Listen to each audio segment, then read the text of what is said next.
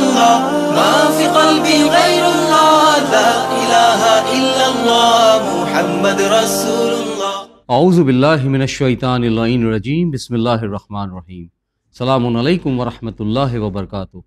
আল্লাহর রহমান রহিমের নামের সঙ্গে আপনাদের সকলের মঙ্গল কামনা করে সাপ্তাহিক অনুষ্ঠান মাসাইল জিন্দেগি বাংলায় আমি রওশন আলী নাশাদ আপনাদের সকলকে স্বাগতম জানাই। আশা করি আপনারা সবাই ভালো আছেন, সুস্থ আছেন।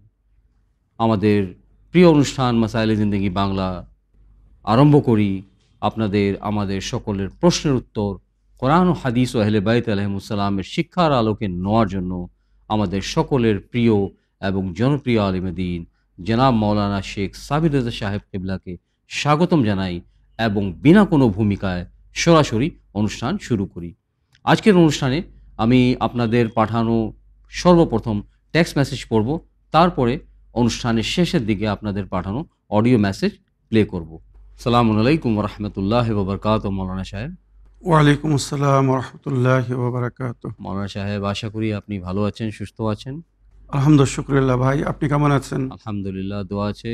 আমার তরফ থেকে এবং আমাদের প্রিয় দর্শকবৃন্দ থেকে জানতে চাই যে আপনার জীবনের কিছু কাহিনী যদি আপনি বলতেন, যেমন আপনার বাল্যকাল কোথায় আপনি স্পেন্ড করেছেন, তারপরে আপনার শিক্ষা দীক্ষা আপনি কোথা থেকে গ্রহণ করেছেন, ধার্মিক অনুষ্ঠানে অনেক বড় বড় ধার্মিক অনুষ্ঠানের রিনাউন ইসলামিক ইনস্টিটিউশনের সঙ্গে আপনার কার কার সঙ্গে অ্যাসোসিয়েশন আছে, যদি এই বিষয়ে যদি আপনি অল্প যদি বলতেন তাহলে আমাদের সকল দর্শকবৃন্দদের জন্য খুব আমার মনে হয় ভালো হতো। রওশন ভাই, জি, আমি বাল্যকালে হাই স্কুল কমপ্লিট করে মাদ্রাসায় আসি। জি জি। তখন আমার বয়স 14 থেকে 15 বছর হবে। আমি সর্বপ্রথম হুগলি জেলার হুগলি ইমামবাড়িতে মাদ্রাসা আহলুল বাইত, আচ্ছা, ওখান থেকে আমার ইসলামিক প্রাইমারি শিক্ষা শুরু হয়। ওখানে প্রায় 4 বছর নইলে 5 বছর প্রাইমারি সমস্ত শিক্ষা লাভ করে ওখান থেকে উচ্চশিক্ষার জন্য বা ইসলামিক হাই মাদ্রাসা যাকে বলা হয়, আমি মহারাষ্ট্রে আসি ভিওয়ান্ডিতে। আচ্ছা, ওখানে মাদ্রাসা ইমামে মোহাম্মদ বাকির আলাইহিস সালাম, ওখানে কিছু বছর থেকে তারপরে আমি বোম্বেতে জামিয়াতুল ইমাম আমির আল মুমিনিন, এটা ন্যাশনাল ইসলামিক কলেজ, আর উচ্চ শিক্ষার জন্য একটা সুন্দর স্থান। সুতরাং ওখানে গ্রাজুয়েশন করি। আচ্ছা আচ্ছা। এখানকার পড়া পুরো করার পরে তারপরে হায়ার এডুকেশনের জন্য, আলা তালিমের জন্য আমি দামেস্কে গিয়েছিলাম। আমাদের 3টে শিক্ষা স্থান বিখ্যাত বিশ্বে, যেমন আমার মুসলমান ভাইদের হায়ার এডুকেশনের জন্য মিশরে যায় জামিয়াতুল আজহার। জি, ওইরূপ আমাদের জন্য বিখ্যাত শিক্ষার আসর বা স্থান বলুন কুমিয়া মুকাদ্দাস ইরানে, আর নাজফে আশরাফ ইরাকে, আর দামেস্কে হচ্ছে সিরিয়াতে দামেস্ক সৈয়দা জাইনাব সালামুল্লাহ আলাইহা, ওখানে উচ্চ শিক্ষার সমস্ত ব্যবস্থাপনা আছে। তো আমি দামেস্কে যাই। আমি আরবি ভাষায় ইন্টারেস্ট রাখতাম বলে আমি আরব দেশে গিয়েছিলাম, দামেস্কে গিয়েছিলাম। দামেস্কের ইন্টারন্যাশনাল কলেজ কিন্তু পুরো বিশ্বে বিখ্যাত, আর পুরো বিশ্ব থেকে মানুষ আরবি শিখতে আসে দামেস্কে। জামিয়াতুল ইসলামিয়া আল আলামিয়া আহলুল বাইত ইসলামিক সেন্টার, যাকে আমরা হাউজা আহলুল বাইত আল ইলমিয়া বলি, ওখানে আমি উচ্চ শিক্ষা লাভ করি। আমাদের ধার্মিক লাইনের শেষ শিক্ষা যেটা বলা হয়, ওখানে আমি সেটাকে স্টাডি পুরো করি। তো ওখানে যখন আমি পড়ছিলাম, তা আমি প্রতি বছর টপ করতাম নিজের ওই কলেজে, ইসলামিক কলেজে আমি টপ করতাম। আর আলহামদুলিল্লাহ রওশন ভাই, হয়তো আপনি জানেন কিনা জানি না, আমি 8টি ভাষায় কথা বলতে পারি, 8টি ভাষা লিখতে পড়তে পারি। তার মধ্যে 6টি ভাষা আলহামদুলিল্লাহ ফ্লুয়েন্ট, কমপ্লিটলি লিখতে পারি, পড়তে পারি, বক্তব্য দিতে পারি। আর 2টি ভাষায় ইনকমপ্লিট, বুঝতে পারি, পড়তে পারি, কিন্তু হয়তো পরিবেশ না থাকার কারণে হয়তো কথা বলতে পারি না। সেটা হচ্ছে গুজরাটি আর মারাঠি। তো আমি আরব দেশের মাঝখানে যখন ছিলাম, আমি তাদের সঙ্গে যখন আরবি বলতাম, তো তারা হয়তো রূপ চেহারা হিসাবে বুঝতে পারতো যে ইনি আরব না, ঠিক ঠিক, নন আরব, কিন্তু আমার ভাষা শুনে কেউ বলতে পারতো না যে আমি গড় আরব। আমি আরব দেশের মতোই ভাষা বলতাম। আমার যোগ্যতা দেখে আল্লাহ সাক্ষী আমার কথার উপরে। আর এই সমস্ত কলেজ এখনো আছে, যদি কেউ ভেরিফাইড করতে চায় জানতে পারে আমি যেখানে যেখানে শিক্ষা লাভ করেছি। যেটা বললাম প্রাইমারি হিসাবে হুগলি জেলার ইমামবাড়িতে, হাউজায়, তারপরে মাধ্যমিক বলতে তারপরে ভিওয়ান্ডিতে আসলাম, তারপরে বোম্বে আসলাম, তারপরে ওখানে হায়ার এডুকেশন ও ইসলামিক স্টাডিজ এর জন্য আপনি দামেস্কে গিয়েছিলাম। সিরিয়া দামেস্কে গিয়েছিলাম। তো ওখানে আমার পড়াশোনার রেজাল্ট বা ফলকে দেখে মানে ওখানে সিস্টেম কি প্রতি 5 বছরে প্রিন্সিপাল চেঞ্জ হয়। তো আমার স্টাডি পুরো হওয়ার পরে ওখানে প্রিন্সিপাল রূপে আমার নাম দেওয়া হয়েছিল কমিটি, যারা পরিচালক কমিটি, কলেজ যারা চালায়, মানে ম্যানেজমেন্ট কমিটি, জাযাকাল্লাহ, ম্যানেজমেন্ট কমিটির তরফ থেকে আমার নাম দেওয়া হয়েছিল। আরো কিছু আরব দেশিদের নাম ছিল প্রিন্সিপাল হওয়ার জন্য।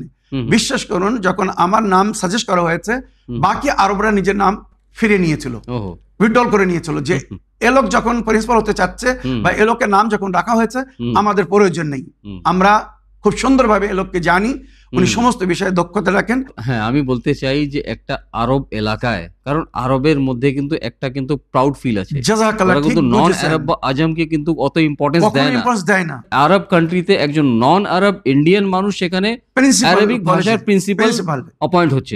বিশ্বাস করুন রশন ভাই, আপনারই কথা বলতে যাচ্ছিলাম, যে মানুষ অবাক হতো মাঝে মধ্যে যে এটা কি করে হলো। আরবরা এক তো গড় আরবকে নিজের উপরে দেখতে চায় না, দ্বিতীয় আপনি সবচেয়ে হাইয়েস্ট পোস্ট সেখানে, আর সবাই আপনাকে সম্মানের সঙ্গে সেই পোস্টটাকে অফার করেছে। তো আলহামদুলিল্লাহ, শুকরিল্লাহ, খুব সুন্দরভাবে আমি 2002 থেকে 2007 পর্যন্ত ওখানে ইন্টারন্যাশনাল আরবিক কলেজে প্রিন্সিপাল ছিলাম। তারপরে এখানকার বিখ্যাত মসজিদ, ইরানি মসজিদ, মোগল মসজিদ নামে বিখ্যাত, আমাদের শিয়াদের মনে হয় সবচেয়ে বড় মসজিদ ভারতে বললেও চলবে, ওখানে ইমামতের দায়িত্বে ছিলাম। বা এখানে জামিয়া আমিরুল মুমিনিন, এখানেও বাচ্চাদেরকে শিক্ষা দিচ্ছিলাম। আর তার সঙ্গে সঙ্গে প্রায় মানে 5 থেকে 7 বছর পরে চ্যানেল উইনের ডাইরেক্টর সাহেবের সঙ্গে যখন সাক্ষাৎ হলো, তিনি বললেন, হুজুর যদি আপনি একটু সময় দিতেন তো আমরা উপকৃত হতাম। আমরা নতুন একটা অনুষ্ঠান শুরু করতে যাচ্ছি বাংলা ভাষায়, বাংলা ভাষীদের জন্য কোনো ব্যবস্থা নেই, কোনো চ্যানেল নেই, তো আমাদের এই অনুষ্ঠান দেখে হয়তো অনেকেই লাভবান হবে। তখন কিন্তু আমরা ভাবতে পারিনি যে আমাদের অনুষ্ঠান এই বিপ্লব সৃষ্টি করবে, এত বড় একটা কাজ করবে বাঙালি ভাষীদের মাঝখানে, যেখানে উর্দু চ্যানেল, আসলে আপনি জানেন চ্যানেল উইন একটা উর্দু চ্যানেল। কিন্তু আলহামদুলিল্লাহ, শুকরিল্লাহ, যত আল্লাহ শুকর করব কম। আজ বাংলাদেশে বা ভারতবর্ষে বা যেখানে যেখানে বাংলাভাষী মানুষ বসবাস করছে, আমাদের চ্যানেল থেকে তারা সবাই লাভবান হচ্ছেন। এবং আপনি নিজেও দেখছেন, শুনছেন কিভাবে ফিডব্যাক আসছে, কিভাবে মন্তব্য করছেন, কিভাবে সবাই বলছেন। রশন ভাই, এখানে আমি ছোট একটা অ্যাড করতে চাই। আমি জীবনে কিন্তু বাল্যকাল থেকে খুব পরিশ্রম করেছি, আর এই ইসলামিক স্টাডিজের পিছনে বা এই ধার্মিক শিক্ষার জন্য আসার পিছনেও কিন্তু ঘটনা আছে, সেটা অন্য কখনো শোনাবো। একটা পারিবারিক ঘটনার কারণে আমি এই লাইনে আসি বা আমাকে এই লাইনে পাঠানো হয়। তো প্রিয় দর্শকবৃন্দ, আসুন এবারে সময় হচ্ছে আপনাদের পাঠানো টেক্সট মেসেজ পড়ার। মাসলা মাসাইল নিয়ে আমাদের ভাই বা বোনের মধ্যে কার কার কি প্রশ্ন আছে, আসুন সেগুলো পড়ি। আসসালামু আলাইকুম, আমি আসাম আলমগঞ্জ খুঁটাবাগড়া থেকে মীর হুসাইন বলছি। 72 জন সহ ইমাম হুসাইন আলাইহিস সালামকে হত্যা করার পরে খেমায় জীবিতদেরকে ইয়াজিদি বাহিনীরা কি কি জুলুম করেছিল এবং শামে গরিবার বিষয়ে মাসাইলে জিন্দগিতে জানাবেন। ওয়া আলাইকুম আসসালাম ওয়া রাহমাতুল্লাহি ওয়া বারাকাতুহু। প্রশ্নের মাধ্যমে মাসাইলে জিন্দগি অনুষ্ঠানকে সহযোগিতা করার জন্য ধন্যবাদ জানাই। মৌলানা সাহেব নিয়মিত দর্শক আমাদের মৌলানা মীর হুসাইন ভাই, প্রশ্ন যে 72 জন এবং মানে শোহদায়ে কারবালাতে শহীদ করার পরে খেমায় মহিলা বা বাচ্চা ওনাদের সঙ্গে কি কি মানে উনি জানতে চাচ্ছেন। জি জি, ওয়ালাইকুম আসসালাম ওয়া রাহমাতুল্লাহি ওয়া বারাকাতুহু। আমার প্রিয় মীর হোসেন ভাই, এটা একটি বেদনাদায়ক বা খুব কষ্টদায়ক ঘটনা, যে বিষয়ে উনি জানতে চেয়েছেন। ইমাম হুসাইন আলাইহিস সালাম বা ওনার সাথীদেরকে শহীদ করার পরে এজিদিরা সন্ধ্যার সময়, মানে আসরের পরে, মাগরিবের আগে, যে ঘটনাটা শাহাদাত নামায় লেখা হয়েছে বা দাস্তানে কারবালার মধ্যে লেখা হয়েছে, সর্বপ্রথম এজিদি বাহিনী আসে আর খায়মায় যা কিছু ছিল, মানে দ্রব্য জিনিস, কিমতি যা কিছু ছিল, মূল্যবান জিনিস, সেগুলো সব বাইর করে নিয়ে গিয়েছিল। এমনকি পোশাক পর্যন্ত, পরিধান, যে ব্যক্তিগত পরিধান ছিল সবার, সেগুলো তারা নিয়ে চলে গিয়েছিল। মানে খেমার মধ্যে অসুস্থ ইমাম জাইনুল আবদিন আলাইহিস সালাম, উনি অসুস্থ ছিলেন, উনি যে বিছানার উপরে ছিলেন সেই বিছানাও নাকি টেনে নিয়ে গিয়েছিল।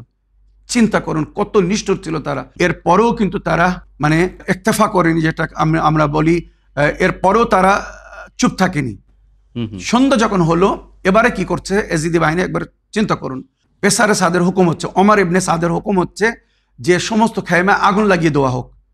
যখন খেমা জ্বলে যাবে, পুড়ে যাবে, এরা বাধ্য হয়ে আমাদের কাছে এসে আশ্রয় চাবে, আমাদের খেমায় এদেরকে আসতে হবে। বিশ্বাস করুন রওশন ভাই তারিক লিখছে, যখন সূর্য অস্তে যাচ্ছিল আর সেই সময় আলে রসুলের খেমা জ্বলছিল, এক এক করে সমস্ত খেমায় আগুন লাগিয়ে দেওয়া হলো। তো বিবিরা এক খেমা থেকে বাইরে হয়ে অন্য আর খেমায় যাচ্ছিলেন। শেষে ইমামে জাইনুল আবদিন আলাইহিস সালামের খেমা ছিল, বিবি জাইনব ওখানে দৌড়ে গিয়ে ইমামে জাইনুল আবদিন আলাইহিস সালামকে জিজ্ঞাসা করলেন, আয় বেটা, তুমি ইমামে ওয়াক্ত, তুমি এখন যুগের ইমাম, বলো আমরা কি করব? খেমার মধ্যে থেকে জ্বলে পুড়ে মরে যাব না বেপর্দায় বাইরে চলে যাব? কেন এর আগে এসে পর্দা সব কেড়ে নিয়ে গিয়েছিল, সমস্ত ওন্না বা যা কিছু ছিল সব কেড়ে নিয়ে গিয়েছিল। তো বেটা তুমি বলো। তখন ইমামে জাইনুল আলাইহিস সালাম বলেছিলেন, আয় ফুফি আম্মা আনতে আলেমাতুন গায়রা মুআল্লিমা, আলহামদুলিল্লাহ আপনি আলেমায়ে গায়র মুআল্লিমা, আপনি শরীয়তের সংবিধান জানেন। তবুও যখন জিজ্ঞাসা করেছেন তো আমি বলছি জান বাঁচানো ফরজ। ফুফি আম্মা আপনারা খেমা থেকে বাইর হয়ে যান, সমস্ত বিবিদেরকে বলুন এরা খেমা থেকে বাইর হয়ে যাক, যদি এরা খেমায় আগুন লাগিয়ে দেয়। তো পরস্পর এক এক করে সমস্ত খেমায় তারা আগুন লাগিয়ে দিচ্ছিল বা আগুন লাগিয়ে দিল। শেষে ইমামে জাইনুল আবদিন আলাইহিস সালামের খেমার দিকে যখন আগুন লাগানোর জন্য বাড়লো জালিমরা, বিবি জাইনা মানে আগুন লাগিয়ে দিয়েছে, ইমামে জাইনুল আবদিন তো খেমার ভিতরে, ওঠার শক্তি নেই, অসুস্থ ছিলেন, ওই অবস্থায় আগুন লাগিয়ে দিয়েছে। তার ইতিহাস লিখছে বিবি জাইনাব ঝাঁপিয়ে পড়েছেন ওই আগুনের খেমায়। কি জন্যে? জানাবে ইমামে জাইনুল আবদিনকে বাঁচানোর জন্য। হামিদ ইবনে মুসলিম যে কারবালার বিখ্যাত রাবি বা রাইটার, সে বলছে আমি অবাক যে আলীর কন্যা এমন কি মূল্যবান কিমতি জিনিস খেমার মধ্যে রয়ে গেছে যেটাকে নেওয়ার জন্য উনি জ্বলন্ত খেমায় ঝাঁপিয়ে পড়েছেন। পরে দেখছেন একজন যুবক ছেলেকে নিজের বুকের উপরে ধরে নিয়ে খেমা থেকে বাইরে আসছেন। এ ছিলেন ইমামে জাইনুল আবদিন সালাম। কেননা শেষ সময়ে ইমামে হুসাইন আলাইহিস সালাম নিজের বোন জাইনাবকে ডেকে বলেছিলেন, আমার বোন জাইনাব, আমার পরে আমার বাচ্চাদের খেয়াল রাখার দায়িত্ব তোমার। আমার জাইনুল আবেদিন অসুস্থ, এই অসুস্থ ইমাম, বিমার ইমামকে রক্ষা করো, একে বাঁচিয়ে রেখো। সুতরাং বিবি জাইনাব ইমামে জাইনুল আবদিন সালামকে ওইভাবে খেমা থেকে বাইরে নিয়ে এসেছিলেন। এইভাবে জুলুম হয়েছিল সন্ধ্যার সময়, যেটা আমরা শামে গরিবা বলি, শাম মানে সন্ধ্যা। তো একে মীর হোসেন ভাই আপনি বুঝতে পেরেছেন, এই শামে গরিবা এই জন্য বলা হয় যে গরিবদের উপরে যে জুলুম হয়েছিল, গরিব মানে এখানে পরদেশির উপরে যে জুলুম হয়েছিল, এজিদেরা ভেবেছিল যে খেমা জ্বালিয়ে দেবো, তারপরে আহলে বাইত মজবুর হয়ে আমাদের কাছে আসবে, আমাদের খেমায় আশ্রয় চাবে, আমাদের এখানে এসে থাকবে। না, এটা বিবি জাইনাব করেননি, বা মুখাদ্দারাত ইসমাত, আল্লাহ ওনাদেরকে সম্মান দান করেছিলেন। ওনারা নিজের আত্মসম্মানের রক্ষায় ওই জ্বলন্ত খেমার ছায়ের ওপরে ঘুমিয়ে পড়েছিলেন, কিন্তু এজিদিদের কাছে সাহায্য চাননি, মদত চাননি, আশ্রয় চাননি। তো এইভাবে শামে গরিবা কেটেছিল, বা এইভাবে এজিদিরা আলে রসুলের উপরে জুলুম করেছিল। আমার প্রিয় মীর হোসেন ভাই, অতি সংক্ষিপ্তে যতটুকু বলা সম্ভব ছিল বললাম, আশা করি বুঝতে পেরেছেন। তো প্রিয় দর্শকবৃন্দ, আসুন আরেকটি টেক্সট মেসেজ পড়ি, দেখি কোথা থেকে কে কি জানার ইচ্ছুক। সালামুন আলাইকুম মৌলানা সাহেব, আশা করি আপনি সুস্থ আছেন। আমি গোলাপ হোসেন আলিপুরদুয়ার পশ্চিমবঙ্গ থেকে বলছি। আমাদের 12 ইমাম কি কি কিতাব লিখেছিলেন যাকে ইসলামের সবচেয়ে বড় বই বা কিতাব বলা যায়? উত্তর মাসাইল জিন্দগিতে শুনতে চাই। আল্লাহুম্মা সাল্লি আলা মুহাম্মদ ওয়া আলি মুহাম্মদ। ওয়া আলাইকুম আসসালাম ওয়া রাহমাতুল্লাহি ওয়া বারাকাতুহু। গোলাপ হোসেন ভাই, প্রশ্নের মাধ্যমে মাসাইল জিন্দগি অনুষ্ঠানকে সহযোগিতা করার জন্য আপনার ধন্যবাদ জানাই। মৌলানা সাহেব, আমাদের বলতে গেলে এক প্রকার মানে নিয়মিত দর্শক গোলাপ হোসেন আলিপুরদুয়ার পশ্চিমবঙ্গ থেকে প্রশ্ন করছেন যে ইমামদের জ্ঞান তো সবচেয়ে বেশি ছিল নিঃসন্দেহে বা আছে, তো ওনারা কি কিতাব বা বই লিখেছেন নাকি ওনার জীবনে যখন ওরা জীবিত ছিলেন? ওয়ালাইকুম আসসালাম ওয়া রাহমাতুল্লাহি ওয়া বারাকাতুহু। আমার প্রিয় ভাই গোলাপ সাহেব, আপনার চিঠি লেখার জন্য আপনাকে ধন্যবাদ জানাই। আপনাকে একটা কথা আমি বলতে চাই যেটা বাস্তব আর সমস্ত ইতিহাসে লেখা হয়েছে। ইমাম বা নবীরা, মহাপুরুষরা, ওনারা নিজেরা লিখতেন না, ওনারা বলতেন আর অন্যরা লিখত। রোশন ভাই, এটাই যেমন নবী করিম সাল্লাল্লাহু আলাইহি ওয়াসাল্লাম কোরআনের আয়াত শোনাতেন বা তার তাফসির করতেন, ব্যাখ্যা করতেন, বা নিজের তরফ থেকে যে হাদিসগুলো বলতেন নবী করিম সাল্লাল্লাহু আলাইহি ওয়াসাল্লাম বলতেন আর সাহাবীরা লিখত। ওইরূপ ইমামদের যুগে ইমামরা বলতেন আর অন্যরা লিখত। ঠিক ঠিক, যেটা সংকলন আমাদের সামনে আছে, মাওলা আলী আলাইহিস সালামের বিখ্যাত খুতবা বা বাণীর সংকলন হচ্ছে নাজুল বালাগা, যেটা সামনে আছে। ওইরূপ ইমাম জাফর সাদিক আলাইহিস সালামের তাফসীর বা অন্য ইমামদের হাদিসের বই, বিশেষ করে ইমাম জাইনুল আবদিন আলাইহিস সালামের ইমাম সাইফা জাযাকাল্লাহ সাইফা সাজ্জাদিয়া, রিসালাতুল হুকুক ইত্যাদি। এগুলো ওনারা মহাপুরুষরা ওনারা বলতেন, আর তার সঙ্গে বিশেষ ব্যক্তিরা সবসময় সঙ্গে থাকতো, ওনারা লিখতেন, বা সাহাবীরা, আমরা অনেক সময় সাহাবারা এগুলো লিখতেন। তো এই হিসাবে ইমামদের বাণী বা নবীর বাণীর যে সমস্ত সংকলন, যাকে আমরা হাদিস বলি বা তালিমাতে আহলে বায়াত বলি বা ওনাদের শিক্ষা বলি, এইভাবে বিভিন্ন বই আমাদের সামনে আছে।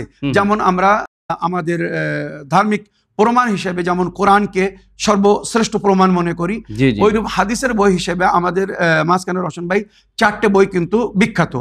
উসুলে কাফি, মানলা ইয়াজরুল ফাকি, ইস্তিফসার আর তাহজিব। এই 4টে বই আমরা প্রমাণ স্বরূপ পেশ করি। এর মধ্যে উসুলে কাফির সম্পর্কে সংযুগের ইমাম মেহদি আলাইহিস সালাম বলেছেন, আল কাফি কাফিলে শিয়াতুনা, মানে উসুলে কাফি আমাদের শিয়াদের জন্য যথেষ্ট, যদি এর উপরেই আমাল করে। কারণ এত সুন্দরভাবে হাদিসগুলো ওখানে সাজিয়ে পরস্পর সমস্ত টপিকের উপরে ওখানে হাদিস আছে, সমস্ত বিষয়ে হাদিস আছে, কোরআনের সঙ্গে যে হাদিসগুলো মিল খায় সেই সমস্ত হাদিস এখানে। তো আমরা আমাদের আহলে বায়াতের থেকে যেটা পেয়েছি সেটা হচ্ছে ওনাদের বাণীর সংকলন।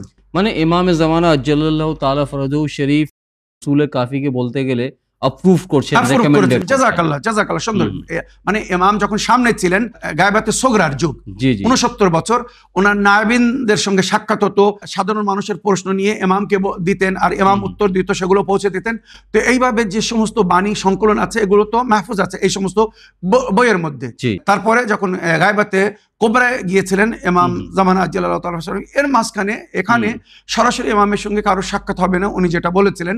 তবে কিছু সৌভাগ্যবানরা আছে যারা মুশকিল ঘড়িতে যখন নিজের যুগের ইমামকে ডাকেন, বা যেটা বলা হয়েছে সম্পর্ক গড়ো, যেটা স্বয়ং ইমাম নিজে বলেছেন, আম্মাল হাওয়াদিস ফারজু ইলা রুআতে আহাদিসনা, যখন নতুন নতুন মাসলা মাসাইল পেশ আসবে তোমরা আমাদের রাবিদের সঙ্গে সম্পর্ক গড়ো।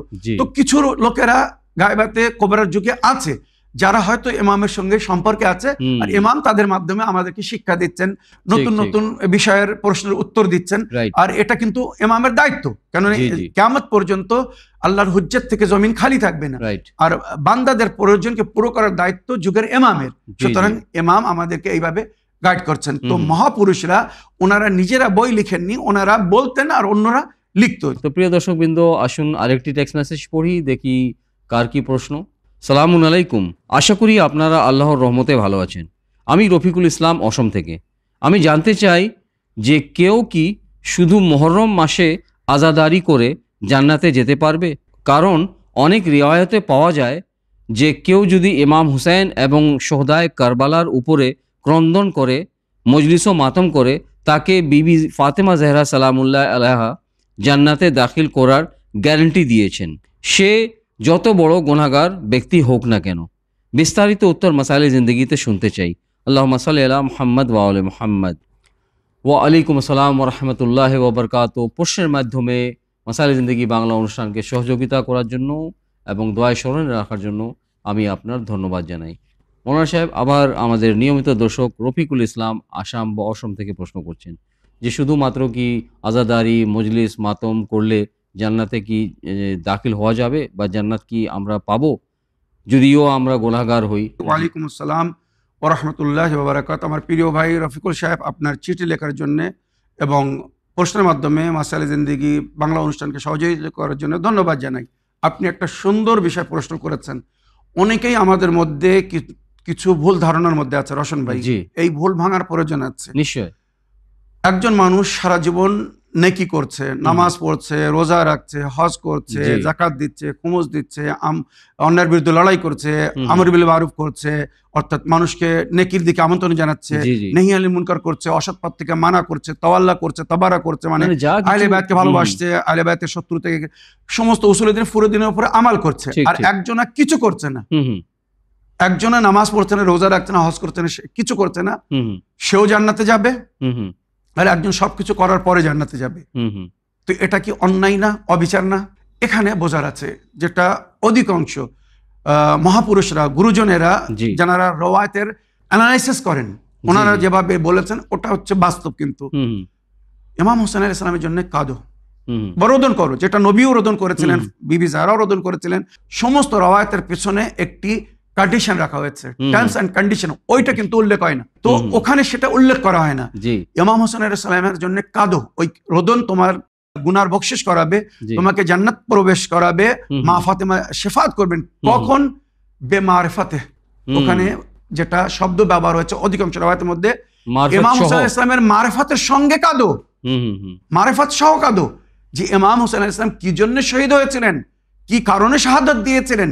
হুম। ইমাম হোসেন আলাইহিস সালাম নিজের গলা কাটিয়ে, মান্যকারীরা ওনার জন্য কাঁদবেন, এই জন্য উনি শহীদ হননি, হুম, হুম, হুম। গলা দেননি, জীবন দেননি, হুম, হুম। দিনের রক্ষার স্বার্থে, দিনের রক্ষার সাথে, নামাজের, ইসলাম বাঁচানোর রোজার, জন্য। ইসলামের Right, রক্ষার right. সাথে। হুম। রোশন ভাই, হুম, হুম। কারবালার ময়দানে আশুরার দিন, হুম, হুম। আসরের একটু আগের ঘটনা বলছি, জি। ইমামে হোসাইন বললেন যুদ্ধকে বিরাম রাখা হোক, স্থগিত রাখা হোক, আমরা নামাজ পড়তে চাই। হুম, হুম, হুম। এজিদি বাহিনীর কাছে উনি যুদ্ধ স্থগিত রাখার জন্য দাবি করেছিলেন। হুম, হুম। ওনারই সাহাবীদের মধ্যে একজন বলছে, মাওলা, এটা কি নামাজ কায়েম করার সময়, হুম। যেখানে ভয়ঙ্কর যুদ্ধ চলছে, দুশমনরা আমাদের উপরে আক্রমণ করছে। তখন ইমাম হোসেন আলাইহিস সালাম ওই সাহাবীকে বলেছিলেন, আমরা এখানে কি উদ্দেশ্যে এসেছি, আমরা এসেছি কি জন্যে? এই দিন বাঁচানোর জন্য, এই নামাজ বাঁচানোর জন্য। সুবহানাল্লাহ। এজিদিরা নামাজ পড়ছে না, যদি আমরাও নামাজ না পড়ি তো তাদের মধ্যে আর আমাদের মধ্যে কি পার্থক্য কি রয়ে যাবে? Right, right, right. তারা দিনকে শেষ করে ফেলছে, হুম, হুম। আমরা দিনের রক্ষার জন্য এসেছি। ঠিক। তো আমরা যদি নামাজ কায়েম না করি হুম। তো আর কারা করবে এই দিনের বাঁচানোর জন্য? ওদিকে পেসারে সাদকে শিমির বলছে যে ইমাম হোসেন নামাজের জন্য অনুমতি চাচ্ছে, যুদ্ধকে বিরাম রাখতে বলছে, তাকে অনুমতি দেওয়া যাবে? পেসারে সাদ বলছে নামাজ একটি ফরজ জিনিস, সুতরাং এর জন্য যদি যুদ্ধকে বিরাম রাখতে বলে হোসেন তো অনুমতি দাও, হুম। নামাজ পড়ার পড়ে নিক, নামাজ পড়লে আমাদের কোনো ক্ষতি নেই। হুম। তখন ওখানে সিনান বলছে, পয়েন্ট টু বি নোটেড। জি, পয়েন্ট টু বি নোটেড। তখন ওখানে আনাস বিন মালিকের ছেলে সিনান বলছে, আচ্ছা। যদি নামাজের জন্য অনুমতি দেন আপনি যুদ্ধ হেরে যাবেন, হুম। আপনি যুদ্ধ হেরে যাবেন। তখন পেসারে সাদ মানে ওমর ইবনে সাদ জিজ্ঞাসা করছে সিনানের কাছে যে আমরা কি করে হেরে যাব, তুমি কি বলতে চাও? তখন ওই এজিদি সৈনিকদের দিকে ইশারা করে বলছে, এরা সবাই এই যে ইমাম হোসেনের বিরুদ্ধে যুদ্ধ করতে এসেছে, ইমাম হোসেনকে হত্যা করতে এসেছে, কেননা এদেরকে বলা হয়েছে ইমাম হোসেন দিন থেকে বাইর হয়ে গেছে, ইমাম হোসেন দিন থেকে খারিজ হয়ে গেছে। এরা যদি দেখে যে ইমাম হোসেন নামাজের জন্য যুদ্ধকে স্থগিত করে দিয়েছে, বিলম্ব চেয়েছে, নামাজ পড়ছে, তখন এরা বলবে আমাদেরকে ধোকায় রাখা হয়েছিল, আমাদেরকে ভুল বোঝানো হয়েছিল।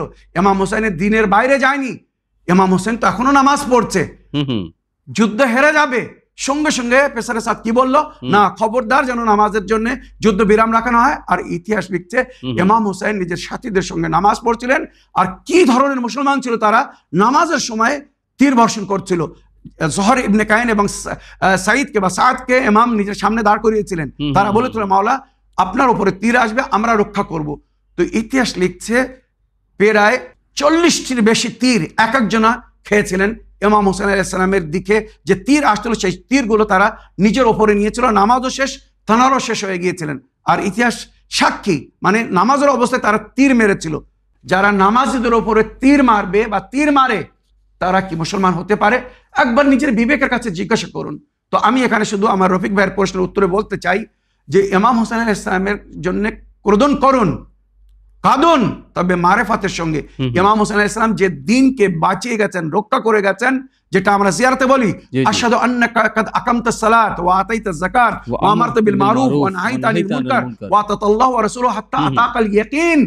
মাওলা আমি সাক্ষী দিচ্ছি আপনি নামাজ কায়েম করে গেছেন, সালাত কায়েম করে গেছেন, রোজার হুকুমকে পালন করে গেছেন, আমর বিল মারুফ নেই করে গেছেন, নেহি আনিল মুনকার করে গেছেন, এমনকি দিনের উপরে আমাল করতে করতে নিজের জীবনের শেষ নিঃশ্বাস ত্যাগ করেছেন। তো যে ইমামের সম্পর্কে আমরা বলছি যে ইমাম হয়ে উনি নামাজ কায়েম করেছেন, রোজা কায়েম করেছেন, হজ করেছেন, দিনের সমস্ত কিছু কাম করে শেষ নিঃশ্বাস ত্যাগ করেছেন দিনের রক্ষার জন্য, সেই দিনকে যদি কেউ ভুলিয়ে দেয়, সেই নামাজকে যদি কেউ ছেড়ে দেয়, এখানে মরহুম আথার সাহেব উনি এক কথা বলতেন, খুব সুন্দর কথা, আথার আব্বাস সাহেব, যে হাসরের ময়দানে যখন বিচারের দিন হবে তোমরা ইমাম হোসেন আলাইহিস সালামের কাছে উপহার চাইবে বা তোমাদের আজাদারি বা রোদনের একটা ফল চাইবে।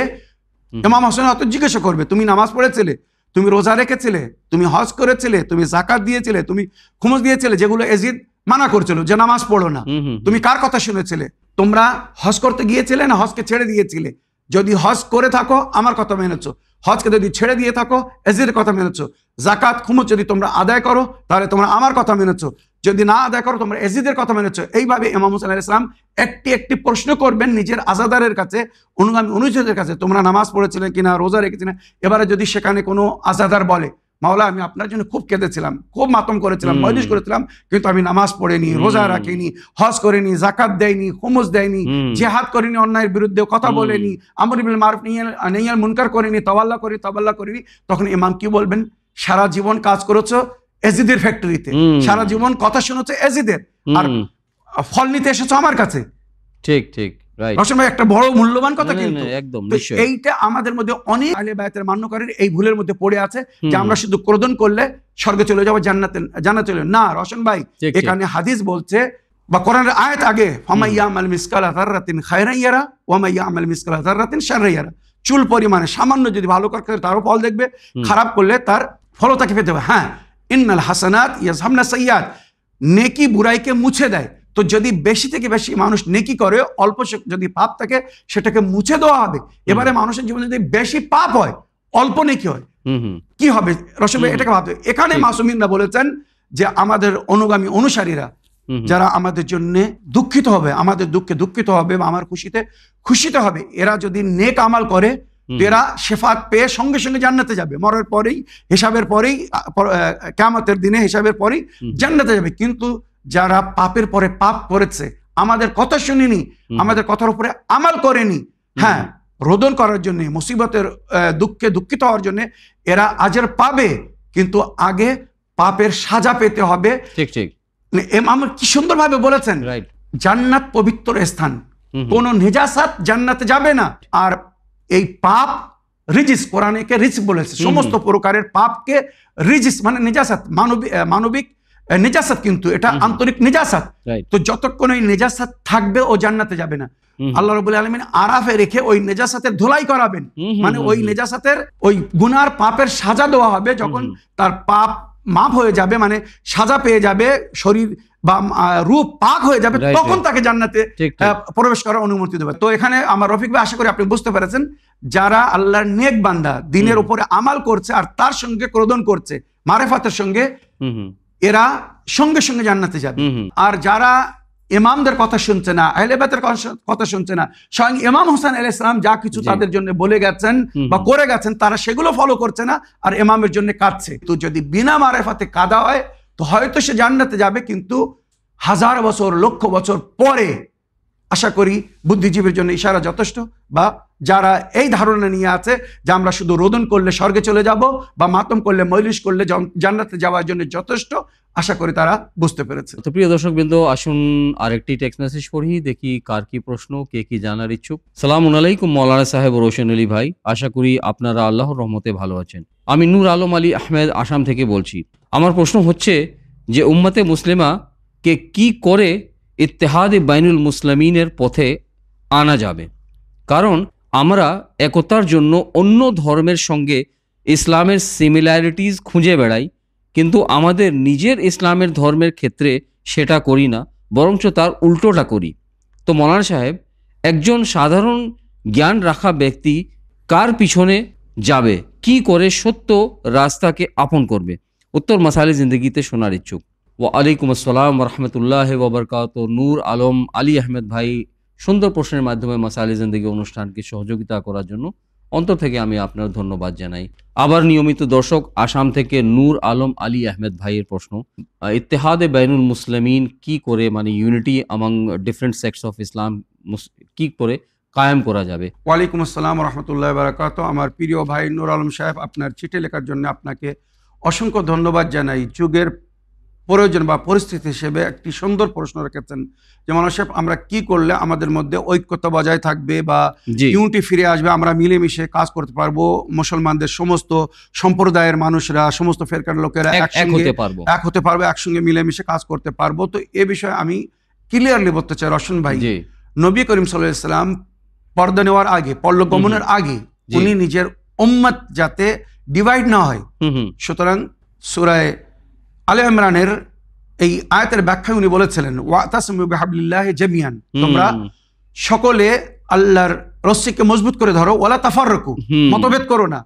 খোদার কসম খেয়ে বলছে রশন ভাই, জি উম্মাতে মুসলিমা কোরআনের এই একটি আয়াতের উপরে যদি আমল করতো তো এরা শান্তি বজায় রাখতো, মতভেদ করতো না, ফেরকাবন্দির শিকার হতো না। আফসোস উম্মাতে মুসলিমা কোরআনকে মানি বলছে কিন্তু তার উপরে আমাল করছে না। কোরআন কি বলছে? ওয়াতাসমু বিহাবলিল্লাহি জামিয়ান, তোমরা সকলে মিলে আল্লাহর রস্সিকে মজবুত করে ধরো, ওয়ালা তাফারুকু, মতভেদ করো না, ফেরকাবন্দি করো না। ইমামে জাফর সাদিক আলাইহিস সালামের তাফসীর বিখ্যাত। জি, সুতরাং ইমামে জাফর সাদিক আলাইহিস সালামের কাছে যখন জিজ্ঞেস করে এই হাবলুল্লাহ যেটাকে আমাদেরকে ধরতে বলা হয়েছে ঐক্যতা বজায় রাখার জন্য, এই হাবলুল্লাহ কি? তখন ইমামে জাফর সাদিক আলাইহিস সালাম বলেছিলেন কিতাবুল্লাহ হামদু মামদুদ বাইনাল আরদি ওয়াস সামা ওয়া নাহনু আহলুল বাইত। আল্লাহর কিতাব কোরআনে মজিদ এবং আহলে বাইত এই উভয় মিলে হচ্ছে আল্লাহর রস্সি, যেটা তোমাদের নবী নিজের জীবনের শেষ সময় বলে গিয়েছিলেন নিজের উম্মতকে, ইন্নী তারিকুন ফিকুমুস সাকলাইন কিতাবাল্লাহি ওয়া ইতরাতি আহলুল বাইত মা ইন তামাসসাকতুম বিহিমা লান তাযিল্লু বাদি। এই শব্দটা কিন্তু মেন ছিল যে আমি তোমাদের মাঝখানে দুটি জিনিস ছেড়ে যাচ্ছি, যদি তোমরা উভয় জিনিসকে মেনে চলো তোমরা কখনো পথভ্রষ্ট হবে না, ভিন্ন হবে না, আলাদা হবে না। আর এই দুটো জিনিস এক অপর থেকে ভিন্ন হবে না, যেখানে কোরআন সেখানে আহলে বাইত, যেখানে আহলে বাইত সেখানে কোরআন। আর নবীর হাদিস কিন্তু বিখ্যাত, আমার আহলে সুন্নাত ভাইদের হাদিসের মধ্যেও উল্লেখ হয়েছে, আহলু বাইতি মাল কোরআন ওয়াল কোরআনও মা আহলু বাইতি মা ইন তামাসসাকতুম বিহিমা। যতক্ষণ তোমরা এই উভয় জিনিসকে মানে কোরআন এবং আহলে বাইতকে, তো ইন্নী তারিকুন ফিকুমুস সাকলাইন কিতাবাল্লাহি ওয়া ইতরাতি আহলু বাইতি মা ইন তামাসসাকতুম বিহিমা লান তাযিল্লু বাদি। যতক্ষণ তোমরা কোরআন এবং আহলে বাইতকে ধরে থাকবে পথভ্রষ্ট হবে না, মতভেদ করবে না। লান ওয়ালা ইয়াফতারিকা হাত্তা ইয়ারিদা আলাইহিল হাজুজ, এই কোরআন এবং আহলে বাইত এক অপর থেকে ভিন্ন হবে না। তো কোরআন এবং আহলে বাইত যখন ভিন্ন হবে না তো তোমরাও ভিন্ন হয়ো না, তোমরা সবাই মিলে কোরআন এবং আহলে বাইতকে মেনে চলো। নবীর হাদিস মান ইস্তামসাকা বিহিমা ফাকাত ইস্তামসাকা বিল উরওয়াতুল উসকা। আজ মুসলমান আয়াতুল কুরসি পড়ে, উরওয়াতুল উসকা কোন কি রশন ভাই কাকে বলে? কাকে বলে? যে ধরাটকে ধরে আমরা পুলিশ রাত পার করব, সেই ধরাটের নাম হচ্ছে উরওয়াতুল উসকা। তো নবী বলতে চাচ্ছেন যদি তোমরা কোরআন এবং আহলে বাইতকে ধরো তার মানে তোমরা উরওয়াতুল উসকা পেয়েছো, উরওয়াতুল উসকা ধরেছো, তোমরা এবারে পুলিশ রাত পার করতে যাবে। ফাকাত ইস্তামসাকা বিল উরওয়াতুল উসকা ওয়া হাবলুল্লাহিল মতিন, আর আল্লাহ সেই রস্সিকে ধরেছো যেটা তোমাদেরকে ধরতে বলা হয়েছে। হদে আফিদ দুনিয়া ওয়া নাজা ফিল আখিরা, এই দুনিয়ায় সে হেদায়েত পেয়ে গেছে আর আখিরাতে সে নিজাত পেয়েছে। কারা? যারা কোরআন এবং আহলে বাইতকে ধরে চলবে। উম্মাতে মুসলিমা এখনো যদি নিজেদের মধ্যে ঐক্যতা চায়, মতভেদ থেকে দূরে থাকতে চায়, তো আল্লাহর রসুলের কথা, কোরআনের কথা তারা মেনে চলুক। একটাই পথ। আমাদের মধ্যে মতভেদ কোথায় হয়েছে রশন ভাই? যখন মানুষ অরিজিনাল মাম্বাই ইলমকে ছেড়ে, আহলে বাইতকে ছেড়ে, আহলে বাইত থেকে শিক্ষা লাভ করে যারা জ্ঞানী হয়েছে। তো আমি উম্মতের কাছে জিজ্ঞাসা করছি, আপনারা যিনি শিক্ষক, যিনি গুরু, তার কাছে জিজ্ঞাসা করবেন না যিনি ছাত্র, যিনি শিষ্য, তার কাছে জিজ্ঞাসা করবেন? তো সবাই বলবে যদি গুরুর শিক্ষা উত্তম হয়তো আগে আমরা গুরুর কাছে জিজ্ঞাসা করব। তো শরীয়ত আমাদেরকে বলছে কোরআনের ব্যাখ্যার জন্য নবী আহলে বাইতকে ছেড়েছেন।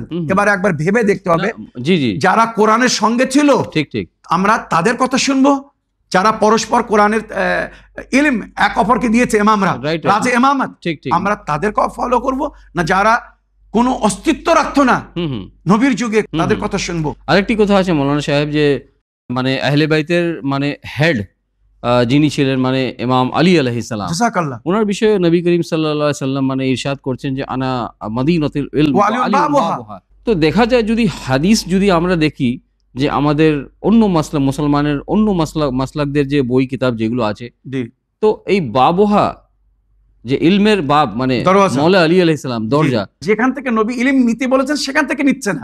আফসোস তো এখানে, মানে নবী করিম সাল্লাল্লাহু আলাইহি ওয়াসাল্লামের সঙ্গে ছায়ার মতো রসুল ভাই, শ্যাডো অ্যাজ আ শ্যাডো, ছায়ার মতো মাওলা আলী থাকতেন সব সময়। তো সবচেয়ে বেশি যে জ্ঞান রাখে, আর নবী নিজে বলেছেন আনা মদিনাতুল ইলম ওয়া আলী বাবুহা, আমি জ্ঞানের শহর আর আলী হচ্ছে শহরে প্রবেশের দরজা। আজ উম্মত কেন পথভ্রষ্ট হয়েছে? আজ উম্মতের মধ্যে এত দলাদলির কারণই হচ্ছে এখানে রশন ভাই, তারা যদি নবীর কথা শুনে, নবীর ওসিয়াত অনুযায়ী, হাদিস অনুযায়ী কোরআন এবং আহলে বাইতকে ধরতো, নবীর পরে কখনো মতভেদ হতো না, দলাদলি হতো না, বিশৃঙ্খলা ঘটতো না। যেখানে তারা কোরআন এবং আহলে বাইতকে ছেড়েছে, আমি খোদার কসম খেয়ে বলছি রশন ভাই, তো যদি মুসলমান কোরআনকেও মানতো, আহলে বাইতকে কখনো ছাড়তো না। তো কনক্লুশনে আপনি এটা বলতে চান যে এখনো যদি সত্য বা সঠিক হিসাবে যদি কোরআনকেও বোঝা যায়, মানা যায়, তাহলে ইত্তেহাদে বাইনুল মুসলিমিন জাযাকাল্লাহ, আমি ওটাই বলতে চাই যে যদি মুসলমান কোরআন পড়ে বুঝে এর উপরে আমাল করে যথেষ্ট ঐক্যতার জন্য। কিন্তু মুসলমান কোরআন পড়ছে, বোঝার চেষ্টা করছে না, আমালও করছে না। একটা জিনিস ছাড়তে হবে, তাসুব। জাযাকাল্লাহ, মানে এই আহলে বায়তের মহব্বতের হুকুম কোরআন দিচ্ছে, কুল আসআলুকুম আলাইহি আজরান ইল্লাল মুওয়াদ্দাতা ফিল কুরবা, কিছু চাই না, শুধু আমার আহলে বায়তের ভালোবাসা এবং আহলে বায়তকে ফলো করো। তো মানুষ যদি আহলে বায়তকেই ছেড়ে দেয়, তাদের মতো ঐক্যতা কোথায় আসবে? আমাদের 12 ইমামের মধ্যে মাওলা আলী থেকে নিয়ে শেষ ইমাম পর্যন্ত কোন ইমামের কথার মধ্যে কাটা পাবেন না, কোন ইমামের কথার মধ্যে মতভেদ পাবেন না, কনফ্লিক্ট নেই সেখানে। ইয়েস, যে কথা প্রথম ইমাম বলেছেন সেই কথা 12 ইমাম বলেছেন। তাই মা ফাতেমা জাহরার হাদিস এখানে আমি কোট করতে চাই।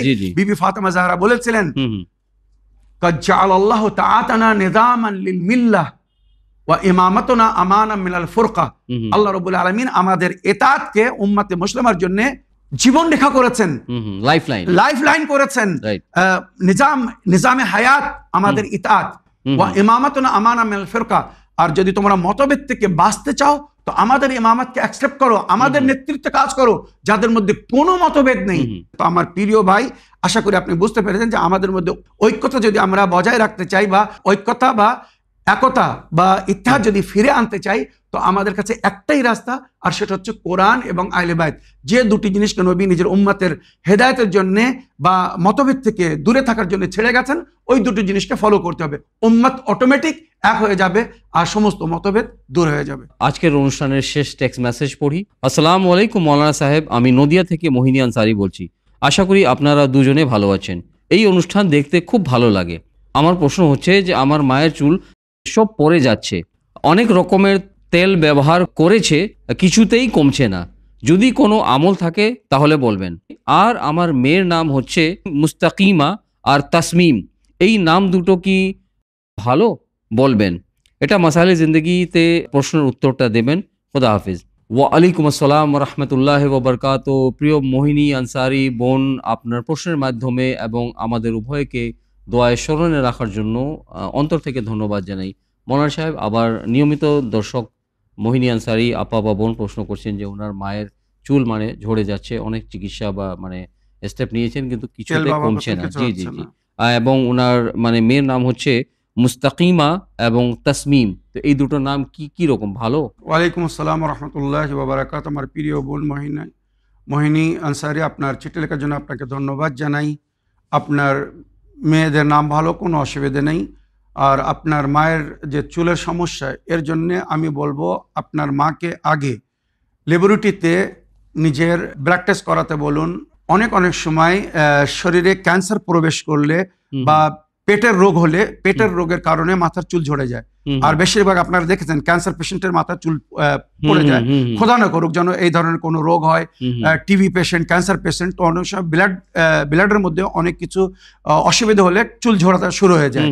তো আপনার মাকে আগে বলুন ব্লাড টেস্ট করাতে।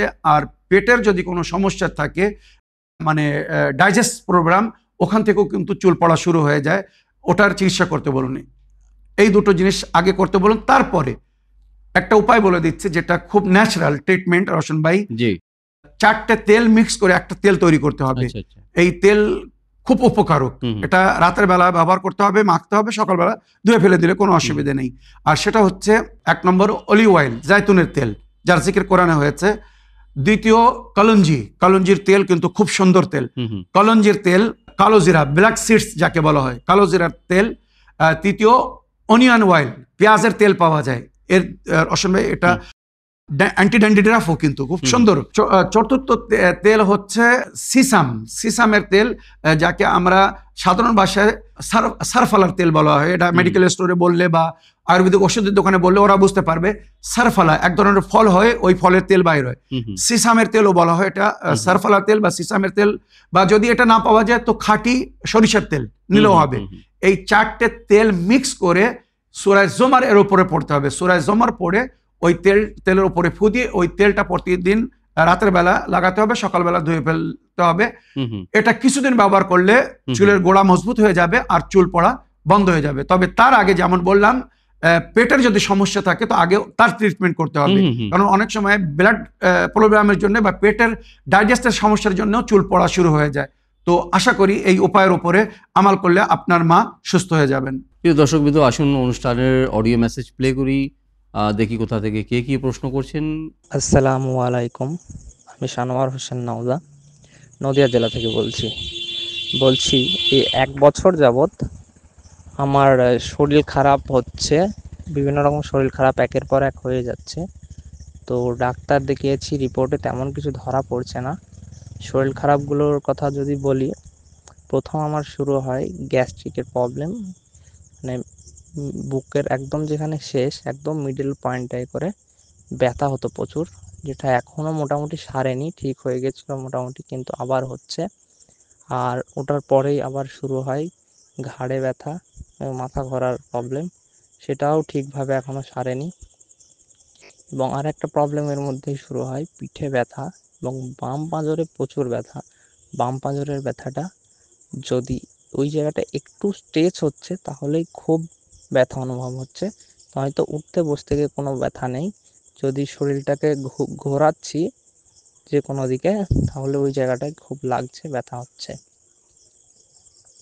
একটু দেখে জানাবেন যে অন্য কোনো সমস্যা আছে না ডাক্তারি চিকিৎসার মাধ্যমে সমস্ত কিছু ঠিক হবে।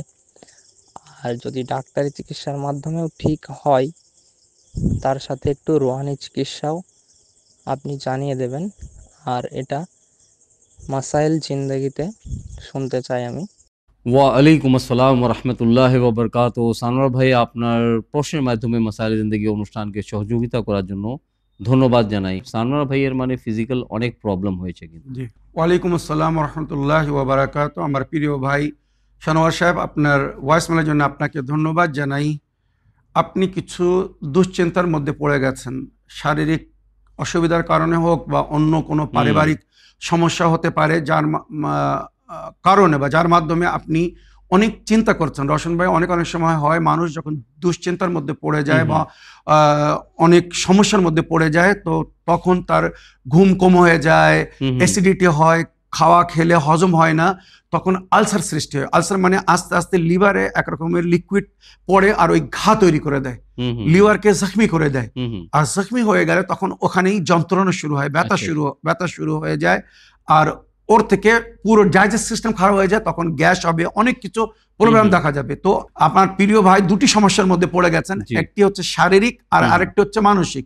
তো শারীরিক হিসাবে আমি ট্রিটমেন্ট হিসাবে আমি বলতে চাই, আপনি অ্যালোভেরার পাতা নিয়ে ওপরের গ্রিন ছালকে, সবুজ ছালকে ছিলে নেবেন, ভেতরের অংশ যেটা আঠা হয় ওটাকে ছোট ছোট করে কেটে নিতে হবে, আর ওটা রাতের বেলা ভিজিয়ে দিতে হবে, আর সকালবেলা খালি পেট ওটা আগে পান করবেন। সামান্যর সঙ্গে লবণ মিক্স করে নেবেন, নুন খেতেও ভালো লাগবে, প্লাস এটা অ্যান্টিবায়োটিকেরও কাজ করবে।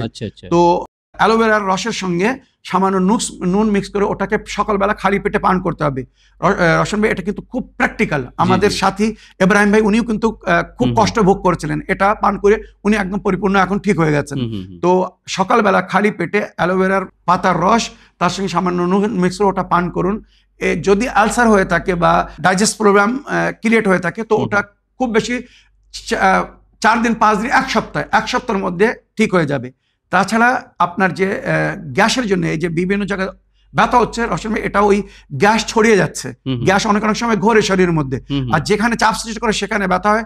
আর লিভার বা ডান সাইডে অনেক সময় পিঠের কাছে চাপ দিলে মনে হয় যেন এখানে ব্যথা লাগছে, এত ব্যথা হয়। তো আমি প্র্যাকটিক্যাল ট্রিটমেন্ট বলছি আপনার জন্য। আপনি সকাল সন্ধ্যা শাহজিরা, খুব সরু জিরা পাওয়া যায়, শাহজিরা বয়েল করতে হবে।